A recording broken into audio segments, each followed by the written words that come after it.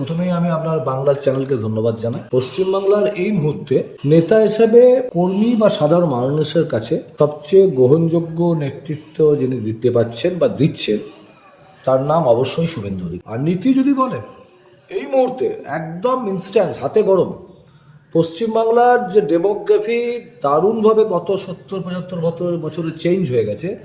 এই ডেমোগ্রাফিকে রিস্টেবল করার জন্য যে নীতি নেওয়ার প্রয়োজন, যেটা মাননীয় মোদিজিও লালকেল্লার ভাষণ থেকে তিনি উল্লেখ করেছেন, এটাই এই মুহূর্তে সবচেয়ে অগ্রাধিকার পাওয়া উচিত। যে এই নীতিটাই দেখুন, এই মুহূর্তে ভারতবর্ষের অবকাঠামো উন্নয়ন অর্থাৎ ইনফ্রাস্ট্রাকচার ডেভেলপমেন্ট এবং উন্নয়ন, যার কাণ্ডারি ভারতবর্ষে গোটা বিশ্বকে দেখিয়ে দিচ্ছে, তার নাম মোদিজি।